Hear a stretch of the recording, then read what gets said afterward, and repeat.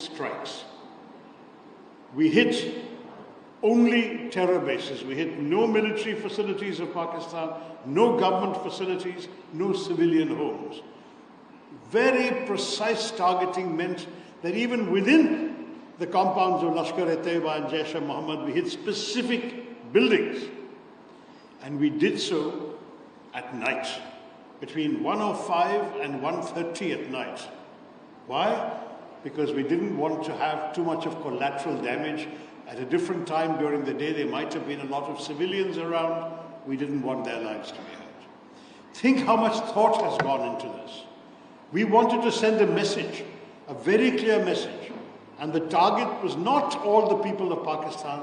It was not even the government of Pakistan. The target was only the terrorists and their enablers. Sadly, Pakistan chose to respond. They shelled indiscriminately, artillery shells flying across the border, Poonch, Rajouri. And sadly, we all know this, 19 of our fellow citizens were killed in the Pakistani shelling in Poonch alone. 59 were hospitalized with grievous injuries. Where did the shells hit? When we attacked terror bases. When they attacked the Gurdwara, they attacked the nuns' convent, the Carmelites of Mother Mary. They attacked civilian homes. They attacked civilian vehicles. That is the way, the difference between how we behaved and how our neighbors chose to respond. What did we do next? We said, if you hit us, we will hit you back, and we will hit you back harder. And we did. They sent us drones, missiles. Our air defenses blocked them, and we hit very precisely 11 military targets on the night of the 9th and 10th of May. You can see satellite pictures. You can see satellite pictures, they're on the internet, where specific bomb craters can be seen on the runways of the major Pakistani air bases. Rahim Yar Khan Air Base, Air Marshal Noor Khan Air Base. One of them in the Chaklala base was 1.5 kilometers only from the military headquarters, GHQ Rawalpindi. The message is very clear. We have the capacity to target you where it will hurt you. If you stop, we stop. If you don't stop, watch out for what's coming next. They finally chose to stop. On the 10th of May, our Director General of Military Operations got a call in the morning. They set up a proper dialogue at 3:30 in the afternoon, and at 3:30, their Director General of Military Operations told ours, we want to stop firing. Our general said, of course, we didn't want to start the firing in any case. You are the one who has been attacking us. You stop, we stop. And at 5 p.m., a cessation of firing was inaugurated. That was now 2 weeks ago, a little more than 2 weeks ago, 2.5 weeks ago. And there is more or less calm on the border. This is why, at this time, our government has requested all of us to come and explain to government leaders in these countries, to parliamentarians, to opinion makers, and where possible to the diaspora, what our thinking was, why we did what we did, and to explain to you why we need your sympathetic understanding and support.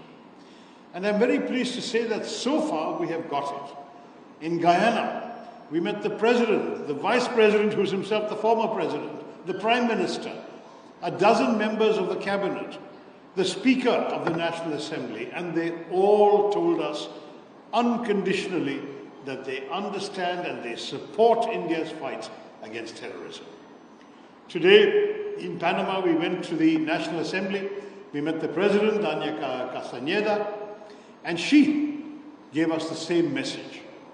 In fact, when we were parting at the end of the discussion, I presented on behalf of the people of India a Kashmiri shawl to her to remind her that it is from Kashmir that this tragedy started. And what did she say in reply? She gave me a symbol, a Panamanian warrior symbol. And she said, people of Panama, encourage all of you in India to fight like warriors against terrorism.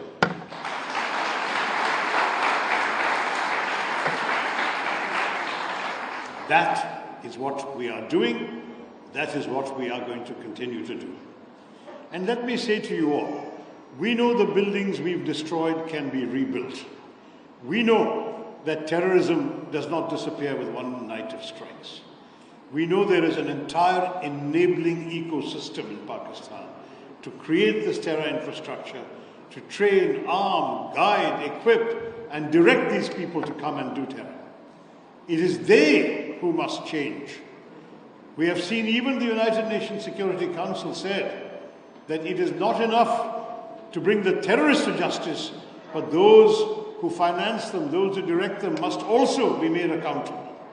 We all know who those are. That is the military establishment of the deep state of Pakistan. And we say to you, understanding this means being prepared that this may happen again. But we are telling you in advance, if it happens again, be prepared for worse to happen to them. This is the message we are giving. We are explaining what happened.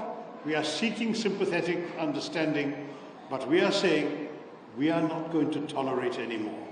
If it happens again, there will be worse to come. And that warning we give in advance so that people understand. I repeat, we do not want war. Our actions were not the first salvo intended for a long drawn-out conflict. We just want to be left alone. We want to grow, develop, look after the well-being of our people. We are saying to Pakistan and to the people who run that country, you leave us alone, we'll leave you alone. But you strike us, be prepared that we will strike back.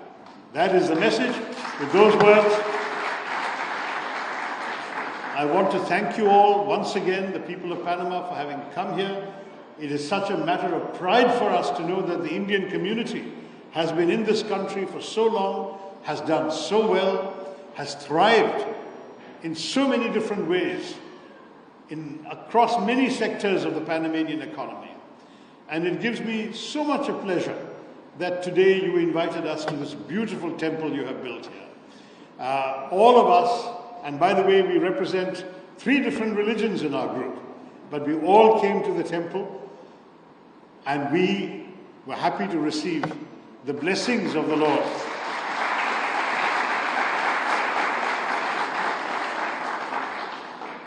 And those blessings we take back to the people of India, to our country, to those who really believe in the principles of Shanti, but also will never abandon the principles of Shakti.